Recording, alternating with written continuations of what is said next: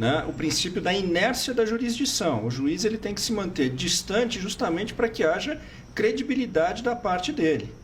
Então, essa movimentação por iniciativa própria, espontânea do magistrado, ela não pode existir.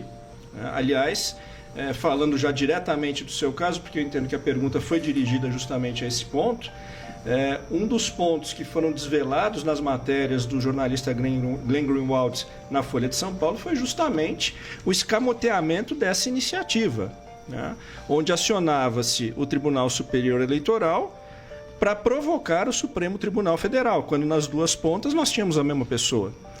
Esse é um dos grandes pontos sensíveis que acabam por macular todo esse processo em derredor do senhor. Pois é, deixa eu perguntar para você aqui, pai. Vou perguntar para você primeiro, depois o Paulo faz um comentário mais técnico, porque são 5 acusações. Todas, obviamente, que não param de pé. Mas vamos lá. Deterioração de patrimônio tombado. Como é possível isso? Para aí, tá? Ou seja, eu tenho que ter quebrado alguma coisa. Eu acho que ninguém tem dúvida onde eu estava no dia 8 de janeiro. Eu estava nos Estados Unidos, no hospital nos Estados Unidos, por coincidência. Eu não estava aqui. Eu saí dia 30 de dezembro do Brasil. Tá? Então, para você acusado e responder sobre isso, tem que ter uma imagem minha, testemunhas, de que eu estava lá na região da Praça dos Três Poderes, quebrando alguma coisa. Então, não tem começa por aí, não tem cabimento eu estar respondendo o processo por causa dessa tipificação penal. Eu fico curioso, doutor Paulo, porque, assim, eu fico imaginando, para eles acusarem o presidente Bolsonaro disso, tem que, no mínimo, no papel, pelo menos, na acusação, tem que ter alguma fundamentação. O que é que eles justificam para acusar o presidente de ter quebrado uma coisa se ele nem no Brasil estava? Olha, senador, esse processo do presidente, eu sempre, quando vou falar judicialização da política, o que nós temos nessa denúncia de 272 laudas é uma narrativa construída em que os pontos não se conectam por elementos de prova que existam nos autos. Veja, ao trazerem o crime de dano praticado com violência, o crime de depredação de patrimônio histórico, qual foi a razão disso? Foi trazer o presidente Bolsonaro para dentro do 8 de janeiro. Mas por que eu quero trazer? Ele estava nos Estados Unidos, ele fez postagens criticando o que vinha acontecendo no 8 de janeiro, ele nunca incitou ninguém a promover esse tipo de coisa. Não parece, né? Tem um vídeo do dia 30 de dezembro de 2022 em que ele faz uma live exatamente dizendo que, olha, não existe fórmula mágica, não adianta uma página virada, é o contrário, né? A prova de mostrar que ele não incitou nada. Não só não incitou, como um vídeo como esse mostra que ele procurou não ser inspiração para isso. Há uma diferença entre incitar e ser inspiração. Ele não foi uma coisa nem outra. E esse é o ponto. Por que dragá-lo para o 8 de janeiro? Por uma razão muito simples. Porque as acusações mais graves, que são de crimes contra o Estado Democrático de Direito... Deixa eu entrar nessa aqui então, Paulo. Vamos lá. A outra acusação é dano qualificado pela violência e grave ameaça contra o patrimônio da União. É um troço até que se parece um pouco com a outra acusação, mas, mais uma vez, se é um dano contra o patrimônio da União, ele não estava aqui... Como é que ele pode estar respondendo por isso? A ideia que se construiu nessa narrativa é que ele teria incitado as pessoas do 8 de janeiro a praticarem esse fato. O que realmente não aconteceu é o que eu volto a dizer. São conexões, são fatos que não se conectam por elementos de prova dessa investigação. Nós passamos 2 anos de uma longa, midiática e rumorosa investigação onde a todo tempo se tentou conectar o presidente Bolsonaro aos atos do 8 de janeiro. Se tentou transmudar aquilo como um plano golpista, quando, na verdade, o que a gente percebe é que aquilo era uma manifestação popular, oriunda de uma grande insatisfação pelo processo eleitoral, carente de credibilidade, como nós tivemos, jornalistas censurados, rádios censuradas, presidente Bolsonaro proibido de tecer comentários a respeito da condenação do outro candidato, enfim. A população percebeu isso e verbalizou, vocalizou e atuou seu direito de manifestação, que em dado momento desbordou para o exagero e desbordou para a depredação do patrimônio público, que ninguém aprova. Aliás, os crimes contra o patrimônio público não são nem objeto das propostas de anistia, lembre-se bem. O que nós tivemos ali, para usar o jargão militar que o senhor conhece bem, presidente, foi uma farândola, né? Aquele grupo desordenado e que acabou desbordando para atos violentos. mas de forma alguma inspirado ou incitado pelo senhor. Mas por que trazer isso para dentro da denúncia? Por que trazer o presidente Bolsonaro para dentro do 8 de janeiro? Porque senão as acusações maiores de golpe de Estado... Pois é, a próxima aqui, doutor Paulo. Tentativa de abolição violenta do Estado Democrático de Direito. Quer dizer, aquelas senhorinhas que estavam com Bíblia, pessoas com bandeiras, aquele morador de rua que foi preso, aquele cara que está vendendo, né, algodão doce no meio da manifestação, iam sentar na cadeira de presidente da República e ia todo mundo começar a dar ordem e todo mundo obedecer. É isso que a denúncia está querendo que a gente acredite. E num domingo, onde não havia ninguém em Brasília, né? Pois é, presidente, no Agora domingo... é o seguinte, até você pega o próprio atual ministro da Defesa, José Múcio. Ele esteve há poucas semanas no programa Roda Viva. E ele é o chefe, depois do Lula, é o chefe maior militar aqui no Brasil. Ele falou, o golpe militar não é isso. O golpe militar tem até povo, mas tem forças armadas, tem armas e tem um comandante, tem um líder. Nada disso teve presente naquele momento. E qual foi a violência contra prédio vazio, é isso? Você não dá o golpe em cima de prédios. Tá? Se alguém tocar fogo na tua casa agora, o cara, sabendo que você não está lá dentro, isso, no meu entender, não é tentativa de homicídio. Não. Tá? É depredação de patrimônio particular aí. Agora, é uma forçação de barra sem tamanho. Até as próprias pessoas que estão sendo presas não têm uma individualização da conduta delas. Você não tem um vídeo dela quebrando alguma coisa. Tem gente que não estava na Praça dos Três Poderes e foi condenada até 17 anos de cadeia. Ou seja, uma forçação de barra enorme em cima de mim. Você lembra, até há pouco tempo, eu estava sendo acusado de ladrão de joias. A lei diz que essas joias, que são relógios, cordões, anéis, tá? São personalíssimos. E pela lei diz que é do respectivo presidente. E não se falava lá, determinado valor, de acordo com o valor, ficar ou não com o presidente. E foi decidido agora, há poucas semanas, o Tribunal de Contas da União, que botou um ponto final nisso. Tem que ter uma lei específica para definir o que vai ser ou não do presidente. Mas até o momento, todos os presentes são dos respectivos ex-presidentes da República. Mais um ponto final em cima disso. Quer dizer, vai caindo uma a uma. Vai caindo uma a uma. Quando você falou em baleia aqui, eu perguntei para o delegado, que estava presente dessa vez, ele não estava aqui na Polícia Federal em São Paulo. Se convocaram para depor. E eu perguntei para ele, doutor, por acaso o senhor fez alguma pesquisa? Quantas pessoas no Brasil responderam por... Importunação de cetáceos. Importunação de cetáceos, são golfinhos e baleias. Ele falou, na minha pesquisa, ninguém. Eu estreiei a lei do Sarney aqui no Brasil. E essa lei do Sarney, é porque naquela época não tinha jet ski. Eram pequenas embarcações com motor de polpa embaixo, uma rabeta, né, que podia ferir o animal. E nada disso, para mim, eu passei perto do jet ski, estava ali perto, tinha muita gente vendo. Você vai para a região do Guarujá, tem casa de turismo ali, vem abraçar a baleia, vem conhecer a baleia. Então o pessoal vai quase para cima da baleia. Calcula, se eu der uma pesquisada depois, que 10 mil cetáceos, né, saem lá do Polo Sul e vem para cá. É de acasalamento. E 1% ou menos disso se aproxima da costa. Essa que se aproxima da costa, que é a curiosidade por parte de turistas, né, patrocinado por essas casas de turismo, para chegar perto da baleia. E tiveram a desfaçatez de me convocar. A intenção é sempre te levar aí a uma situação vexatória, né? O ex-presidente vai depor mais uma vez. E estava lá eu depondo. E fui depor. O parecer do delegado foi pelo arquivamento, não foi? Foi pelo arquivamento. Foi pelo arquivamento. É uma situação absurda. Quero agradecer aqui, já somos 25 mil pessoas ao mesmo tempo assistindo essa live de aniversário do presidente Bolsonaro. Nos ajude aí compartilhando nas suas redes sociais com a hashtag Bolsonaro70. É isso mesmo, nosso presidente está indo para 70 anos de idade, no auge da maturidade. Me lembro, 70, que eu assisti, né? A Copa do Mundo? Tinha 15 anos de idade, tinha a Copa do Mundo, TV preto e branco, lá em Eldorado Paulista, viu o Brasil ser tricampeão de futebol. E em 89, fui ser vereador ao lado do Carlos Alberto Torres, do Rio de Janeiro. Um grande amigo, um grande parceiro, falava muito de futebol. Inclusive, falava, né? Quando ficava difícil, a gente falava, chama o negão. Era o Pelé, que estava tudo resolvido. Resolvia, tudo né? resolvido. Bom, pessoal, eu quero aqui, vamos hoje tem jogo do Brasil, vamos torcer pelo Brasil com certeza. Uma pena o nosso Neymar não tá aí em campo, né? Mas eu quero agradecer aqui ao nosso amigo Pitoli, que também está transmitindo com a gente aqui pelo nosso link do seu canal no YouTube, Jair Bolsonaro. Pitoli, obrigado aí pela sua força, pessoal da Rádio Auriverde. E a quarta acusação, também esdrúxula, que se parece muito com a anterior que a gente comentou, que é golpe de Estado.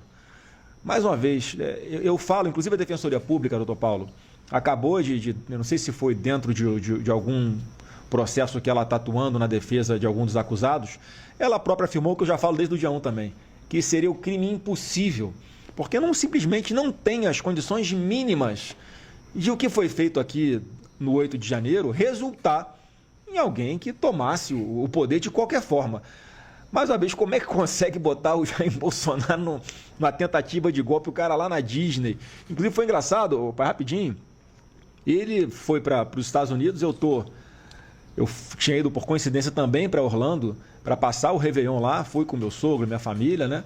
Aí eu tô saindo de casa de manhã, do condomínio, para comprar pão cedo, umas 8 e pouco da manhã, eu tô andando com o carro, tô dirigindo, olho pro lado, tem uma multidão de gente de amarelo numa casa. Falei, ué, o que está acontecendo aqui? Eu cheguei perto, baixei o vidro, olhei assim, eu vi que era ele, né? Eu não sabia que ele estava lá no condomínio, mesmo condomínio que o meu. Aí eu buzinei, ô presidente, ele, vem cá, não, vou comprar pão, depois eu passo aqui. Ele estava lá já arrastando uma multidão de pessoas em Orlando, os brasileiros, obrigado a todos pelo carinho com que trata meu pai, mas o golpe de Estado era junto com quem? Fala aí, quem ia dar o golpe junto contigo? Mickey, Pato Donald. Inclusive lá, olha só, eu fiquei 3 meses nos Estados Unidos. Na maioria das vezes que eu saía para almoçar, que eu almoçava fora muitas vezes, quando ia pagar a conta, alguém já tinha pago a conta. Quando ia ao supermercado, que gastava em média $200, $300, fazer uma compra, tinha bastante gente comigo na casa, né? Eu ia pagar, já estava paga a despesa também. Então, o carinho é excepcional. E essas pessoas iam ao longo do dia todo. Então, eu saía meia dúzia de vezes de casa para bater um papo, tirar fotografia com o pessoal. A média era 800 pessoas por dia. E muita gente lá do norte dos Estados Unidos, né, aproveitava, olha, eu queria levar meu filho para a Disney, né, e aproveitei o momento para primeiro passar aqui para te ver. Eu me senti ali o rinoceronte no Jardim Zoológico, todo mundo queria me ver, né? Então, um carinho excepcional, muito bacana. Muito obrigado aos brasileiros que estão lá nos Estados Unidos pela forma como vocês me trataram. Realmente é algo que não tem como a gente descrever, Paulo. Uma coisa fantástica, Paulo. O povo gosta da gente e eu trato com carinho, com consideração, que a população sempre mereceu. E é esse carinho, essa consideração, a liderança que o senhor representa, que deveria demandar que buscássemos o processo com o máximo de credibilidade possível. E a verdade é que a defesa hoje se ressente de gravíssimos vícios ao longo de toda essa investigação. A gente vai falar disso já, porque tem a novidade hoje que a defesa do presidente fez, né? Mas, doutor Paulo, golpe de Estado, como é que pode? Assim, não entra na minha cabeça, é humanamente impossível querer vincular o presidente Bolsonaro a golpe de Estado. Mais uma vez, ao longo do mandato dele, ele sempre falava assim, inclusive, que eu lembro bem, olha, nós não podemos fazer como a esquerda faz, não fechem rodovias, não quebrem nada. Todas as nossas manifestações, sem exceção, incluindo essa última, aqui em Copacabana, no dia 16 de março, no cara não tem um papel no chão, não tem a polícia militar falou, não teve uma ocorrência de celular furtado, não tem nada, são pessoas de bem, pacíficas, que estão ali defendendo a sua liberdade, a liberdade dos seus filhos e netas. Como é que pode, mais uma vez, ele no dia 30 de dezembro de 2022, pessoal, está aí nas redes sociais do presidente Bolsonaro, em qualquer delas, então, postado o vídeo na live que ele faz antes de ir para os Estados Unidos, ele falando exatamente que não adianta mais, acabou a página virada, vai todo mundo para casa, e ainda querem acusar ele de incitar alguma coisa. Como é que consegue, com a criatividade absurda que usam, para tentar vinculá-la a qualquer tipo de golpe de Estado? Olha, de novo, o Brasil ele é uma coisa curiosa, parece que ele repete alguns scripts, principalmente em casos contaminados pela política, aquele binômio que eu falei há pouco, né? Politização da justiça e a judicialização da política. Quando você traz o presidente Bolsonaro para dentro do 8 de janeiro, o objetivo justamente é poder articular essas duas acusações de golpe de Estado e de crime contra o Estado Democrático de Direito. Por quê? Porque são crimes que demandam uma ação violenta ou de grave ameaça, que você não tem como imputar a ele. A verdade é que se nós pegarmos as 880 páginas do relatório da Polícia Federal que indiciou o presidente e as 272 onde foi formulada a acusação, nós não conseguimos conectar pontos aí. Nós não temos um momento que conecte o presidente ao 8 de janeiro. Ficaram 2 anos fazendo essa investigação e não conseguiram nenhum elemento. Então nós temos aqui, nós nos ressentimos, o Brasil parece que ele tem um pêndulo onde os processos muito rumorosos oscilam entre a impunidade e o abuso. E em relação ao presidente Bolsonaro, nitidamente o pêndulo hoje tende ao abuso. Por várias questões processuais aí que a gente pode falar ao longo da entrevista, mas a verdade é que o mérito disso tudo ele é absolutamente vazio. Nós tivemos ali um episódio infeliz no 8 de janeiro, mas que não chega nem perto a um golpe de Estado. Eu lembro, só um parênteses aqui, pai, que a gente conversava muito sobre essa parte que o Dr. Paulo está falando, até em outros atos de rua, né, que nós fazíamos, esse movimento sempre espontâneo, voluntário, sem gastar R$1 de dinheiro público, né, sem pagar ninguém para ir, aquele jargão eu vim de graça. Nos 7 de setembro, por exemplo, alguns que nós participamos, a preocupação nossa, a gente tinha essa preocupação, inclusive, com ele sentado na cadeira de presidente, de que não houvesse algum infiltrado que promovesse algum ato ali para que caísse na conta dele. Eu lembro no 7 de setembro, o GSI nosso, lá com o general Heleno, preocupado de, olha, vamos fazer uma varredura para que não tenha, né, um risco nenhum de bomba perto de um prédio do Supremo, por exemplo, para que não saia nada de errado. Sempre suas convocações, pai, eram para manifestações pacíficas, né? Então, assim, todo o histórico, o doutor Paulo, mais uma vez, atentam para a total inocência dele. Não dá para vincular ele com um ato golpista ou com algo violento, né? Ô Flávio, isso tudo vem de 2018. Eu fui um aborto da natureza. Além de sobreviver uma facada, a graça de Deus, né? A minha própria eleição. Quem podia esperar que eu, um deputado de baixo clero, tido por muitos como encrenqueiro. Eu tinha encrenqueiro meu, sabe? Consegui ganhar uma eleição. Tinha um partido, o PSL, tinha 7 segundos de televisão. Nós arrecadamos mais ou menos 4 milhões de reais. Isso dava $1 milhão. Gastamos 60% disso. Sobrou dinheiro. E como é que eu cheguei? Ninguém consegue entender. Chegamos. Tá? E teve uma coisa depois que acabou o segundo turno, né? Teve um inquérito de número 1361 que foi instalado a pedido da ministra do Supremo, Rosa Weber, que era presidente do TSE. Então quer dizer que quando você ganhou a eleição, aí pode investigar. Instaurou por denúncia anônima de fraude na minha campanha. E foi um inquérito a toque de caixa. No 5º dia depois das eleições, já tinha gente do TSE sendo ouvido. Não teve testemunha de fora, só gente internamente do TSE. Eu não posso entrar em detalhes sobre esse inquérito 1361, que é um inquérito estarrecedor, são apenas 3 páginas que interessam ali, porque após eu discutir esse inquérito com embaixadores e também numa live, no dia seguinte, o ministro Alexandre de Moraes classificou esse inquérito como confidencial. Tudo é secreto para ele. Não só os inquéritos, para nos apurar tudo, né, que ele chegava lá, tudo que descobriram, a sua pesca probatória, fishing expedition, né? Tudo era secreto. E esse decreto, esse inquérito foi classificado como confidencial. Porque ali, no meu entender, mostrando esse inquérito, porque o que eu sempre aprendi sobre eleições é a alma da democracia. O voto é algo sagrado. Quem o João votou tem que ser contado. Se bem que não é contado no Brasil, porque não existe a contagem pública de voto aqui, apesar de estar garantido na nossa Constituição. Então tentaram de toda maneira ver se me tirava do pleito, né, por fraude, e botava o Haddad, que foi o segundo lugar. Viram que algo realmente esquisito, ia acontecer algo esquisito, sim. Se não tivesse nada esquisito, esse inquérito continuaria ostensivo e estaria, tá, concluído, coisa que não está concluída até o presente momento. É uma história muito longa. Pedi aos advogados que peticionassem para que esse inquérito viesse para exercício da nossa ampla defesa. Eu espero que consigamos esse inquérito para a gente poder mostrar o que foram as eleições de 2018. Eu acho que todo mundo quer saber o que foram as eleições de 2018. Para fazer o link, pai, porque para as pessoas que estão nos assistindo entenderem, toda essa narrativa mentirosa de tentativa de golpe que teria combinado com o 8 de janeiro, eles imputam o início desse processo, né, a uma live que você fez em março de 2021. 29 de julho de 21. Julho de 21, falando da sua preocupação com a segurança do processo eleitoral. Falando sobre esse inquérito. Então, assim... E a acusação que ali eu divulguei fake news. Não divulguei fake news. Divulguei o que estava dentro do inquérito. Então o golpe começou em 1999 com o José Dirceu, porque ele já falava nessa época da desconfiança dele com as urnas eletrônicas. Eu acho que começou com o Brizola no Proconsult. Então assim, não dá liga, né? Eu sempre defendi. No começo eu apoiei o voto eletrônico, tá? E depois fomos vendo coisa acontecer e mais parlamentares. Inclusive, em 2015, eu aprovei uma emenda a um projeto cujo relator era o Rodrigo Maia, que era o relator aqui do Rio de Janeiro. Ele acolheu a emenda, a Dilma Rousseff vetou a emenda, depois o veto foi derrubado por mais de 400 parlamentares. E, inclusive, o PT votou para derrubar o veto.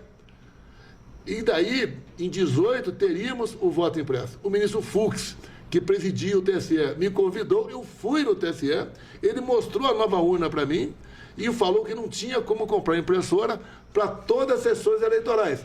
Ia comprar para 5%. O que eu achava disso? Eu acho excepcional. É já uma amostra boa, né? Isso, eu falei, desde que seja pulverizada as sessões. Não, já tá prevista a pulverização das eleições. Ou seja, ó, em Eldorado Paulista ia ter uma sessão lá. Lá deve ter umas 8, né, na minha cidade.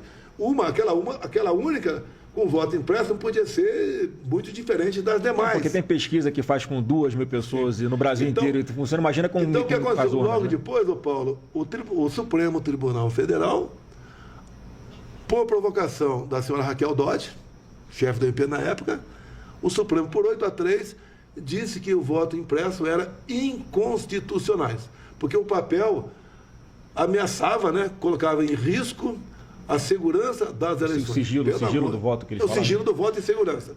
Até porque, você pode ver, na Venezuela tem o voto impresso. Na Venezuela teve, pela primeira vez, ano passado, o voto impresso.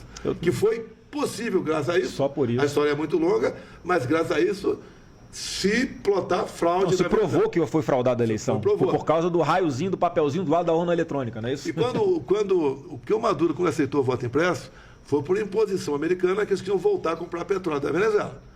E o Maduro não queria, né? Mas topou juntamente com a oposição. O que o Maduro fez logo em seguida? Pegou os dois opositores, que é a Maria Corina e o Capriles, tornou-os inelegíveis por 15 anos. Qual a acusação? Atos antidemocráticos, por ter usado um carro de som e criticado o então presidente Maduro. Nada muito diferente do que acontece aqui no Brasil também.